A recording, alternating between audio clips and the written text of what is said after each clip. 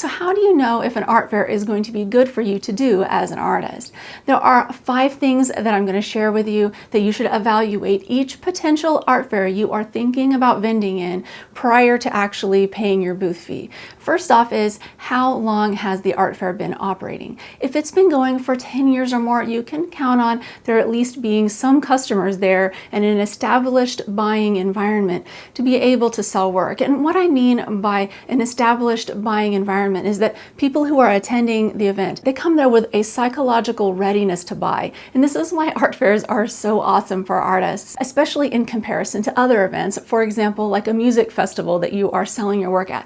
When attendees come to a music festival, they aren't necessarily predisposed, already thinking about buying artwork at the music festival. They're thinking about enjoying the music, hanging out with friends, camping, that sort of thing. Now, they may buy some artwork from a vendor at a music festival, but that's not the main reason they're going there. And so with an art event that's very well established, that's completely centered around the fine arts, you know that you are getting that psychological readiness for the customer to potentially buy from you. It gives you one step up and it makes it a little bit easier to make sales. Next is booth fee. If the booth fee is really, really low, I'm talking like $50 or $40, you can pretty much guarantee that that show is not going to get you a lot of money. Now, you may be able to make $1,000 of total sales at a show that has a booth fee that low. When I'm thinking about doing an art fair, I want to make at minimum $5,000 in a weekend doing an art fair.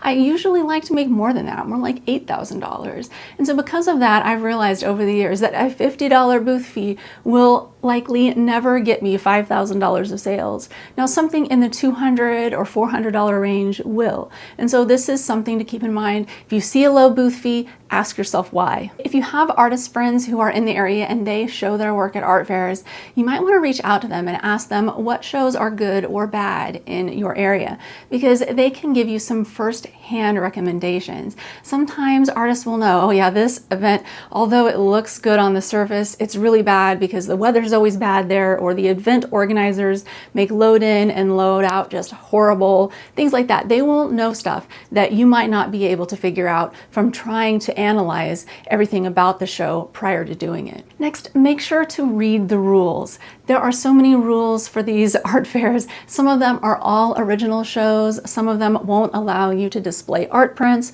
or if you do, they have to be limited edition. And so just know that your artwork qualifies for their show.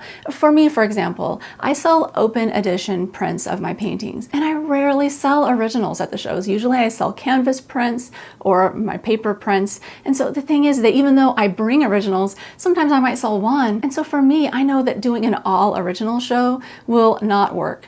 People don't want to pay that much for animal art, at least for my animal art, unfortunately. I wish they would. I do sell originals online quite easily, but in shows in person, I think because I have all the very affordable prints, I sell prints for $17.99, it just funnels everybody into the print bin. And so I need to have a show that will allow me to sell open edition prints and have them be at least 80% of my art booth. So that way I can make the most profit. Because ultimately why I'm doing these shows is to make money, right? I mean, that's why you're doing them too.